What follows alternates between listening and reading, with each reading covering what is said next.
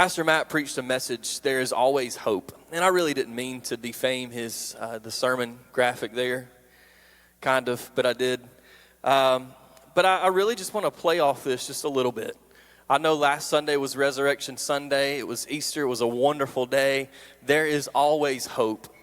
But as I really truthfully wrestled with a word for today over the week, this week, I really kept coming back to this passage of Scripture in Luke 24.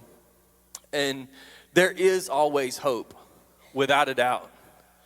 But the reality is sometimes we can't see it. There is always hope, but we can't always see it. When stress of life is overwhelming, we don't always see hope. When marriages are breaking and there's relationship tension, we don't always see hope. When our kids aren't living the way that we think they should, and they're not doing what we think they should do, and they're not following Jesus the way we think they should follow Jesus, there's always hope, although we can't see it. When the doctor gives a diagnosis, sometimes we can't see that hope. So today I want to look at this passage. Before I go to Luke 24, I want to read you a proverb that you probably know. It's very well known. We quote it around here, but Proverbs 3, 5, and 6. It says, trust in the Lord with all your heart. Do not lean on your own understanding. And in all your ways acknowledge him, and he will make straight your paths. Trust in the Lord with all your heart. Lean not on your own understanding. Anybody else in the room a control freak? Just me. That's okay. Thanks, brother. You're honest. I appreciate it. I have control issues, if I'm being real. And so the idea of not leaning on my understanding is not always easy. It's not that I think I know best. I recognize that I'm not the smartest guy in the room, and I'm perfectly okay with that. I love surrounding myself with people that are much smarter than I am. I know that I'm not the smartest, but I also know that I can deal with the consequences of my decisions, even if they're poor. I have a hard time leaning off of my own understanding. It's Luke chapter 24, and I'm going to walk through this passage, and it's going to take a minute, so hang with me and stay with me. I'm going to talk fast, you listen fast. Chapter 24 starts with the resurrection. Very early on Sunday morning, the first day of the week, we talked about this last week, the ladies go to the tomb, and they're going to anoint Jesus. They've got their special spices that they've prepared, and they're showing up to pour an ointment on him, to prepare the body, to anoint the body. And when they get there, they show up, and I think probably even from a distance, they could see that the stone was rolled. It wasn't where it was when they left it on Friday. The stone's been rolled away, and they're like, what in the world's going on? They go up, and they look, and Jesus is gone. What have you done with his body? What have you done with Jesus? He's not there. And they see a vision of angels, and the angels ask this question. This is a powerful question that I don't have time to unpack today, but they say, why are you looking for the living among the dead? Just a short little tidbit. There are things in our life. We're trying to find some hope. We're trying to find some life. We're trying to find some joy. We are looking for living, but we're looking for the living among dead things. We're involved in things that are not alive. They are not of life. They are not of God. And so we're looking for things that are living among the dead. That's not important. That's not got anything to do with this sermon. Just a tidbit. They go back to the other disciples, the 11, and the crowd of the disciples, and they say, hey, Jesus is gone. He rose. We saw these angels. They asked us an amazing question. Why are you looking for the living among the dead? I don't know really what all's going on, but I'm just telling you, Jesus is not there. He's alive. And they're all like, ladies, we love you, but this sounds like a fairy tale. It's too good to be true. Except for Peter. Because Peter always is the one that's just a little different. I love his personality. He speaks what he thinks. He cuts off a dude's ear before even asking permission from Jesus. And in this moment, he said, I've got to go see this for myself. So he takes off running, makes it to the tomb, looks in, and sure enough, Jesus is gone. And the Bible says that he marveled, or he was amazed by these things as he made his way back to the crowd of disciples. Meanwhile, verse 13 picks up where we're going to go for today.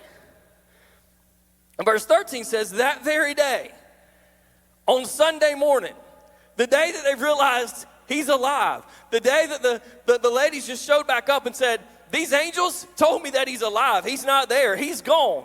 That very same day, 2 of the disciples decide to leave Jerusalem. And they're on a journey to Emmaus, 7 miles from Jerusalem. It says they're going to a village named Emmaus, about 7 miles from Jerusalem. And as they're talking with each other about all the things that had happened, and as they're talking, while they're walking and talking, discussing together, Jesus himself drew near and went with them. I love that it's when they're talking amongst each other about life and the things that have happened that Jesus shows up. There's power in community. Amen? I'm not really trying to plug small groups, but while I'm here, let me plug small groups. There's power in community. There's something about 2 people or more getting together, having healthy conversations about things that are going on in your life and, doing life together. And when we do those things, when we have those conversations, Jesus shows up. And it says that, not only that, there's the other piece of this, is they're walking away from the last place that they knew Jesus to be. Jesus was in Jerusalem. He's been buried. Disciples are hanging out. He's not here. He's gone. All right, cool. Peace. Are you glad that even when we wander off from the place that we saw Jesus last, that when we wander off from the place that we knew where he was going to be, are you glad that when we wander off on our own way, leaning on our own understanding, that he leaves the 99 to come to me to be with the one? They're leaving Jerusalem, 7-mile journey to Emmaus. We have no clue where Emmaus is at, by the way, which I think is amazing because your Emmaus can be wherever it needs to be. And he shows up.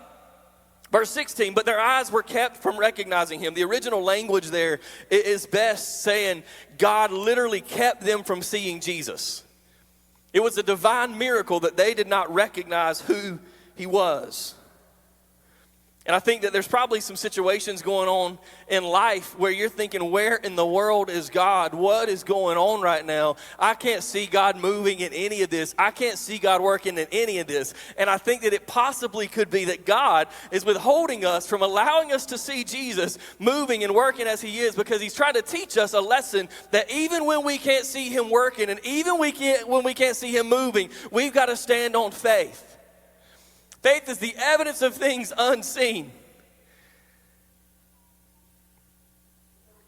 And Jesus just pops right up and said, hey, what y'all talking about?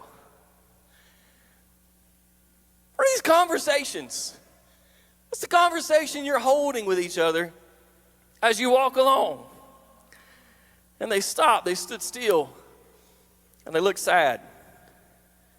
And one of them, named Cleopas, answered and said, are you the only visitor in Jerusalem who does not know the things that have happened in these days? Are you the only one that's absolutely clueless right now to what's going on?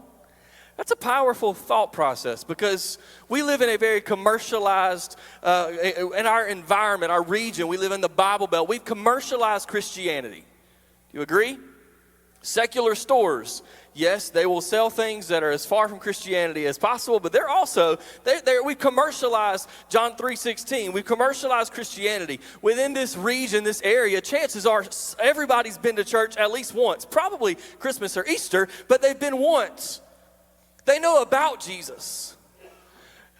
And Cleopas said, are you the only person that don't know what's going on? And the reality is, everybody knows what's going on, but nobody knows what's going on. Everybody knows about Jesus. Everybody knows about the church. Everybody knows about what's going on, but nobody knows Jesus. You're the only one. And he said, this is perfect. By the way, if you lead a small group and you ever wonder how to have a conversation and how to lead your discussion, Jesus is a perfect example.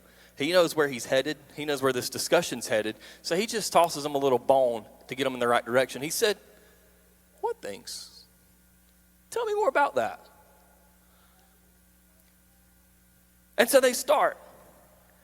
Concerning Jesus of Nazareth, a man who was a prophet, mighty in deed and word before God and all the people. And then how our chief priests and rulers delivered him up to be condemned to death, and they crucified him. They knew who he was. They knew what he had done. They knew what had been done to him, but somewhere along the line, they forgot the promise and the purpose of Jesus' life. And then in verse 21, they say, we had hoped. We had hoped that he was the one to redeem Israel. We had hope. And besides all this, it's been 3 days now since all this happened. This is the third day. He said that on the third day he would rise and it'd be done. This is day 3. We had hoped. There was a point in time when we had that hope, but right now, we don't see the hope of Jesus' life. It says, moreover, in verse 22, some of the women of our company or our group of disciples, they amazed us. They were at the tomb early in the morning. When they did not find his body, they came back saying that they had a vision of angels, and they said he was alive. And some of those who were with us went to the tomb and found it just as women had said, but they did not see him. And Jesus said, O foolish ones, slow of heart to believe. Slow of heart to believe. He said, you've got all the knowledge. You've got the wisdom. You've got the intellect. You know the scripture. A lot of these guys, by tradition, these Hebrew boys had memorized the first 5 books of the Bible. By the time they were like 12 or 13 years old, they had the knowledge. They had the intellect. He said, but you're so slow of heart to believe. You're so slow of heart to believe all the prophets have spoken. Was it not necessary that Christ should suffer these things and enter into his glory? And then beginning with Moses and all the prophets, he interpreted them to them and all the scriptures concerning himself. They've lost hope. They lost their hope in the cross. They lost their hope in the grave.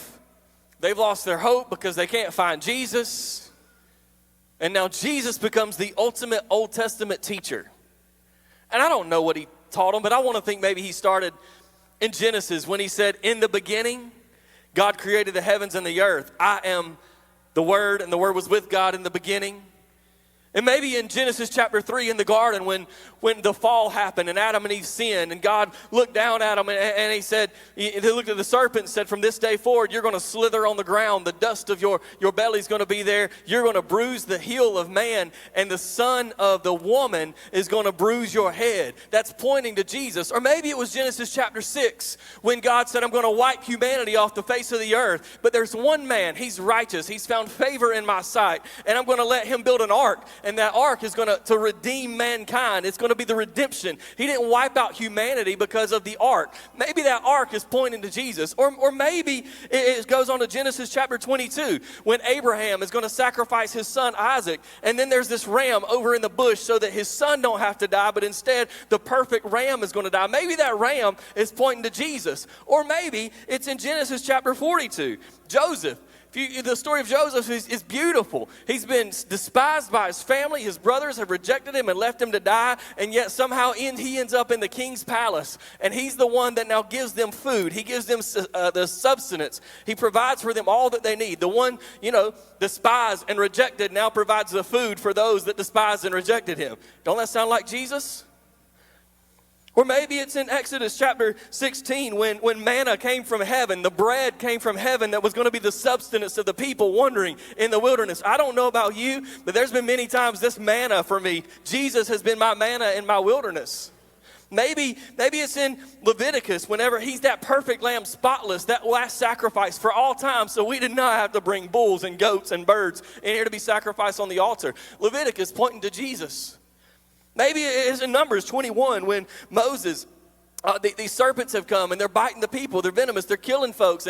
And Moses takes and makes a serpent out of bronze and raises it up on a pole. And he says, if you'll look up at that serpent, you will not die, but you'll live. Don't it kind of make sense that serpent on that pole is pointing to Jesus hanging on a cross? And if we fix our eyes on Jesus on the cross, if we fix our eyes and keep our eyes on him, we have life and we do not die.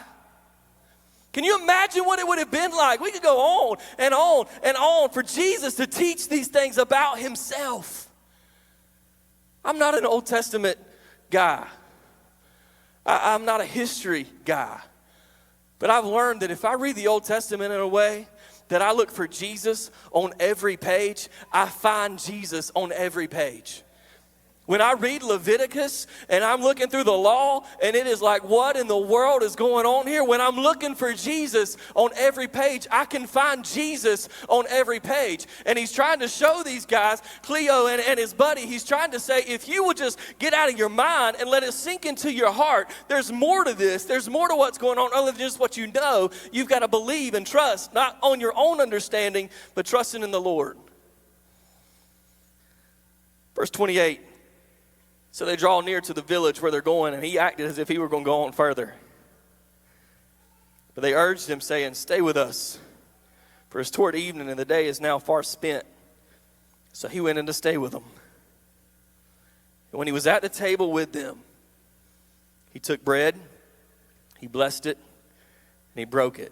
Does that sound familiar? Because that's what he did at the Last Supper with the disciples.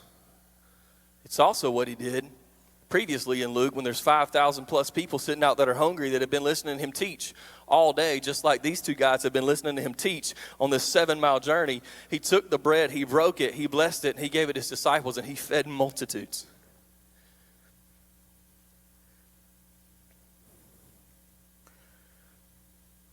And when he broke it and gave it to them, verse 31 says their eyes were opened, and they recognized him. And he vanished from their sight.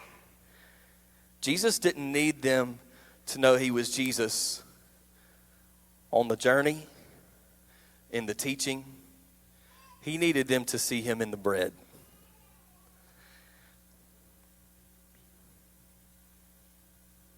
He's been hidden the entire time. And all of a sudden now, they can see him. And they said to each other, didn't our hearts burn within us while he talked to us on the road, as he opened the scriptures to us? And they rose that same hour and they went back to Jerusalem. And they found the 11 and those that were gathered with them and said, the Lord has risen indeed and has appeared to Simon. And then they told what had happened on the road and how he was known to them in the breaking of the bread. As a musician comes and helps me finish this. 3 thoughts. It's in the breaking of bread that Jesus is made known to them. They've lost hope. It's gone. There's always hope because of the resurrection of Jesus. The question is, where have we misplaced it? They've lost it. They can't see it. But it's in the breaking of bread that he reveals himself. Hope is found in the breaking of the bread. So if you can't see hope, it's very possible that you're looking in the wrong place.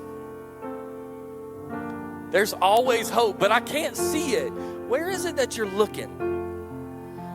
Because if you're like Mitchell, you want to lean on your own understanding rather than trusting in him with everything and acknowledging him in everything. In the season when I get stressed is when I'm the furthest away from Jesus.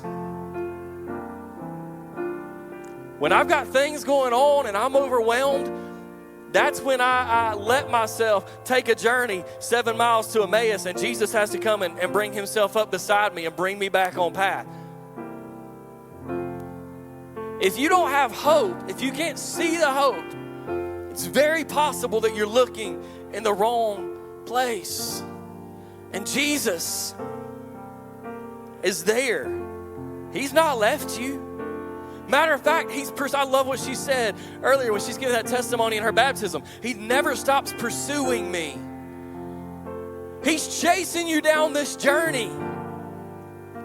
Not to hang something over your head, This is Jesus. This whole book is written about Jesus, but it wasn't in the reading of the word. It stirred something within them, but it was not in the reading of the word, him communicating that. It was not in that moment that he was revealed. It was when they sat down and they broke bread together. They communed with Jesus. They fed on what it is that Jesus had for them. When he broke the bread, just like whenever he did it with his disciples, he said, every time you do this, you do it in remembrance of me.